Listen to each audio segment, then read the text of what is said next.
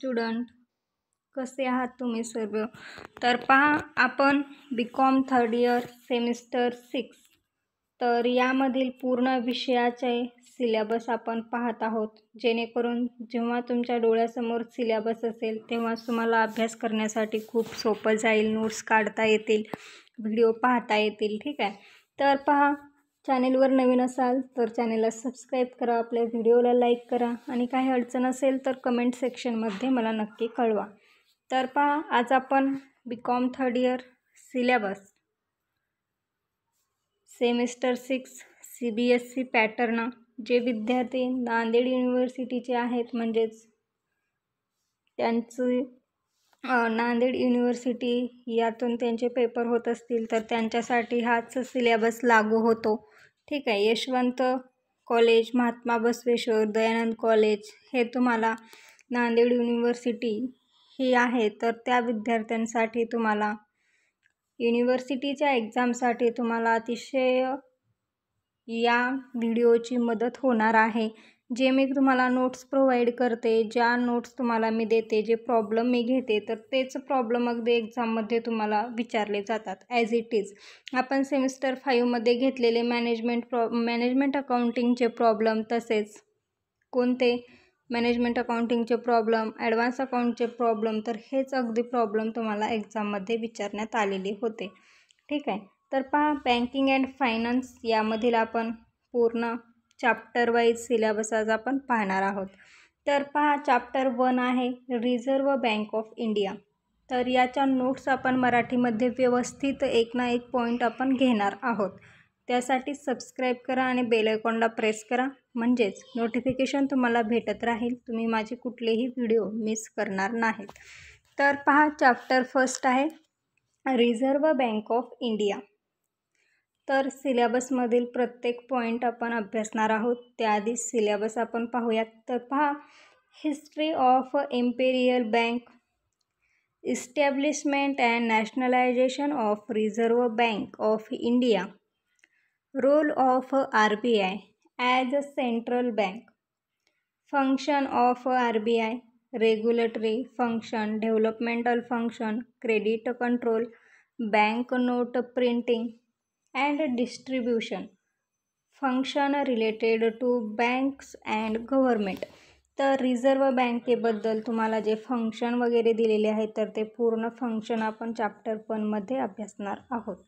तर चॅप्टर 2 आहे Indian money market. तर इंडियन मनी मार्केट यामध्ये सिलेबसमध्ये कोणकोणते पॉईंट आहेत पहा.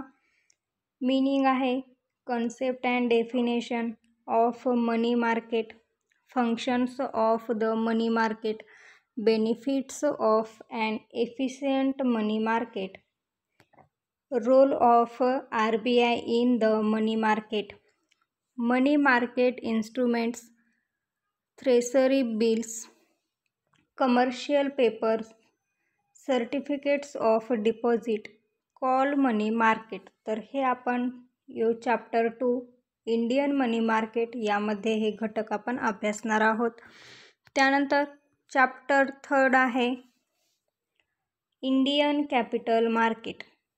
तर इंडियन कॅपिटल मार्केटमध्ये मीनिंग अभ्यासणार आहोत, concept and definition of capital market, brief history of Indian capital market, functions of a capital market, national stock exchange, over the counter exchange of India, Bombay stock exchange, capital market major scams in India. तर हे सर्व आपण Indian capital market यामध्ये आपण अभ्यासणार आहोत. त्यानंतर पहा, चॅप्टर 4 आहे securities and exchange board of India, म्हणजेच सेबी. सेबीचं फुल फॉर्म काय होतं? Securities and exchange board of India. तर यामध्ये कोणकोणते पॉईंट आहेत पहा. Need for capital market regulation of India, establishment of SEBI, objective and role of SEBI, functions of SEBI, regulatory and developmental function, departmental of SEBI, financial literacy initiatives of SEBI, importance of SEBI in capital market regulation. ठीक आहे, तर हे आपण chapter 4 मध्ये अभ्यासणार आहोत. त्यानंतर chapter 5 recent trend in banking. तर यामध्ये कोणकोणते घटक आहेत पहा. Recent trend in banking, online banking, debit card, credit card, point of sale म्हणजेच POS, Aadhaar enable banking, digital payment system, national payment corporation of India NPCI, BHIM, e-वॉलेट्स, merits and demerits of online banking, cyber security in online banking. तर हे सर्व घटक आपण chapter 5 recent trend in banking यामध्ये आपण अभ्यासणार आहोत. जर या व्हिडिओमध्ये काही अडचण असेल किंवा कुठला चॅप्टर सिलेबस समजला नसेल तर कमेंट करा. तर पहा, आपण पाहिलेला आहे चॅप्टर 1 कोणता आहे तर reserve bank of India, second आहे इंडियन मनी मार्केट, थर्ड आहे इंडियन कॅपिटल मार्केट, फोर्थ आहे securities and exchange board of India आणि फिफ्थ आहे रिसेंट ट्रेंड्स इन बँकिंग. तर एकूण तुम्हाला सेमिस्टर 6मध्ये बँकिंग अँड फायनान्स या विषयामध्ये एकूण 5 चॅप्टर आहेत. तर 5 चॅप्टरचा सिलेबस आजच्या व्हिडिओमध्ये आपण पाहिलेला आहे.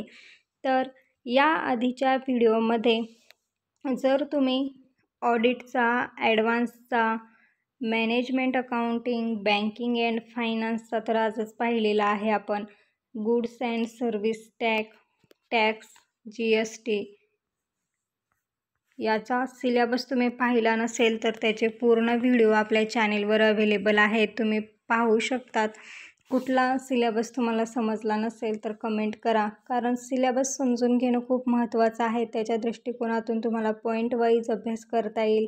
नसतील पॉईंट्स तर तुम्हाला त्याचे पॉईंट्सचं जे आहे तर त्याच्या नोट्स तुम्हाला मिळवता येतील. त्यामुळे सिलेबस पाहणं खूप गरजेचं आहे. त्यामुळे मी पूर्ण विषयाचे जे सिलेबस आहेत तर ते पूर्ण सिलेबसचे व्हिडिओ मी बनवलेले आहेत. तर त्याची एक पूर्ण प्लेलिस्ट केलेली आहे, तुम्ही त्या प्लेलिस्टमध्ये पूर्ण प्लेलिस्टही पाहू शकतात. तर नेक्स्ट व्हिडिओमध्ये आपण बँकिंग अँड फायनान्स याचे chapter 1 reserve bank of India यामधील हिस्ट्री ऑफ इम्पेरियल बँक आणि establishment and nationalisation of reserve bank of India तर या पॉईंटला आपण सुरुवात करणार आहोत. त्यासाठी सबस्क्राईब करा. व्हिडिओ आवडला तर एक लाईक नक्की करा. भेटूया आपण नवीन व्हिडिओमध्ये. तोपर्यंत अभ्यास करा. धन्यवाद.